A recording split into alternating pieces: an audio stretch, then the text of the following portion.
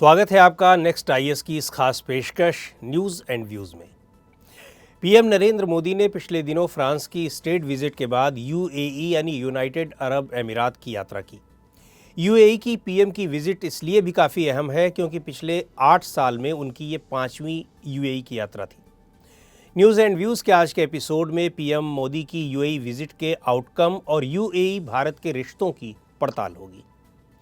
सबसे महत्वपूर्ण बात यह कि इस विजिट में दोनों देशों के बीच होने वाले व्यापार में अपनी अपनी करेंसीज के उपयोग पर सहमति बनी है, यानी लोकल करेंसीज को प्रमोट करने के लिए एक फ्रेमवर्क बनाने पर एमओयू साइन हुए हैं। क्रॉस बॉर्डर ट्रांजैक्शन के लिए दोनों देशों की सेंट्रल बैंक्स ये काम करेंगे। इसके अलावा आईआईटी दिल्ली का एक कैंपस अबू धाबी में खोला जाएगा। एनर्जी सेक्टर में दोनों देश लंबे समय से सहयोग कर रहे हैं।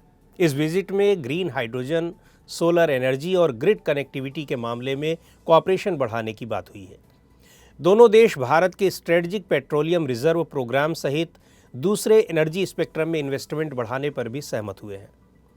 क्लाइमेट चेंज के इशू पर भी दोनों देशों में बातचीत हुई। इसमें भारत में होने वाले G20 और यूएई में होने वाली COP28 पर भी चर्चा हुई।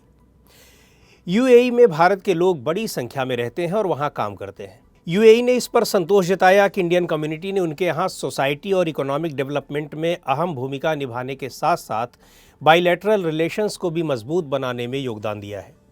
दोनों देशों के बीच इस समय $85 बिलियन का ट्रेड होता है और दिल्ली में होने वाली G20 मीटिंग से पहले दोनों देश इस बाइलैटरल ट्रेड को 100 बिलियन तक ले जाने की उम्मीद कर रहे हैं।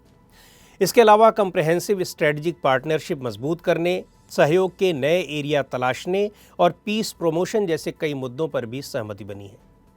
पीएम की इस विजिट में जिस मामले को सबसे खास बताया जा रहा है वो है क्रॉस बॉर्डर ट्रांजैक्शंस के लिए भारतीय रुपए और यूएई की करेंसी दिरहम के इस्तेमाल के लिए फ्रेमवर्क बनाने संबंधी एमओयू पर सिग्नेचर।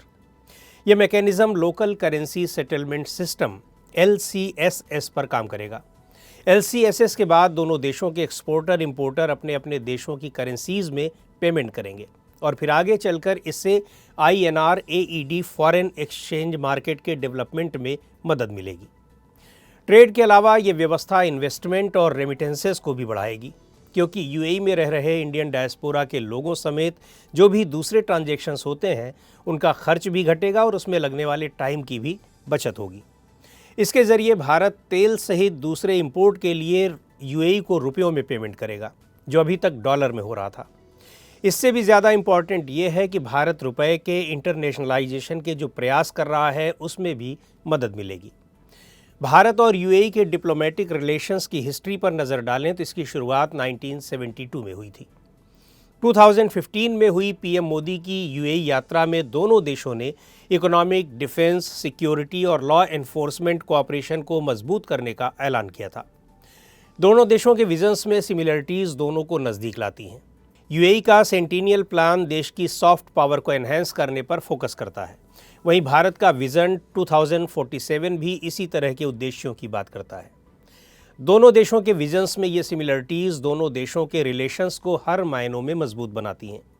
पिछले साल दोनों देशों के बीच हुआ comprehensive economic partnership agreement CEPA समझौता मजबूत होते इन रिलेशंस का ही एक एग्जाम्पल है। यूएई के लिए इस तरह का ये पहला समझौता था। वहीं भारत के नज़रिए से देखें तो गल्फ कोऑपरेशन काउंसिल रीजन में भी उसका ये पहला समझौता था। दोनों देशों के बीच होने वाला ट्रेड 2022 में $85 बिलियन तक पहुंच गया है। इसके साथ ही यूएई भारत का तीसरा सबसे बड़ा ट्रेडिंग पार्टनर और दूसरा सबसे बड़ा एक्सपोर्ट डेस्टिनेशन बन गया है। वहीं यूएई के लिए भारत दूसरा सबसे बड़ा ट्रेडिंग पार्टनर है। CEPA लागू होने के बाद दोनों देशों के व्यापार में 15% का उछाल देखा गया है। यूएई में रह रहे भारतीयों ने 2019 में $17.06 बिलियन भारत भेजे थे। तब वहां रह रहे भारतीयों की संख्या करीब 33 लाख थी। एनर्जी सिक्योरिटी की बात करें तो पिछले कुछ साल में भारत में आई industrial and manufacturing capacity booms में यूएई एक रिलायबल और रेजिलिएंट एनर्जी एक्सपोर्टर बनकर उभरा है। 2018 से Indian strategic petroleum reserves limited और यूएई के Abu Dhabi national oil company ने इस दिशा में लगातार कोशिशें की हैं।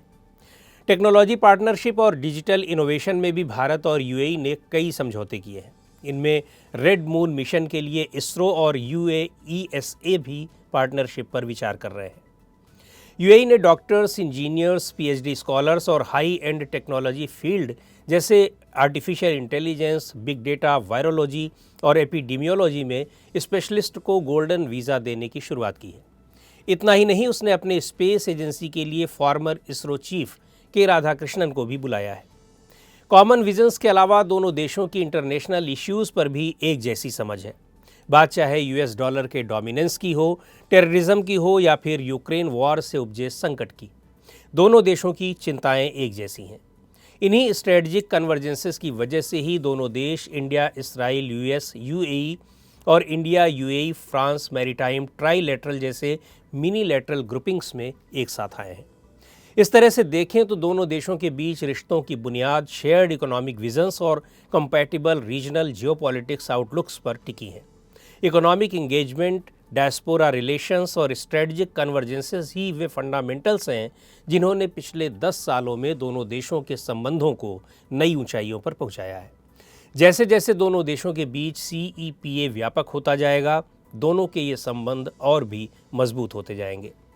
तो आज के इस एपिसोड में इतना ही। अगले एपिसोड में फिर मिलेंगे एक नए टॉपिक के साथ। आपको ये प्रोग्राम कैसा लगा कमेंट करके हमें ज़रूर बताएं। आप अपने सुझाव भी हमें भेज सकते हैं।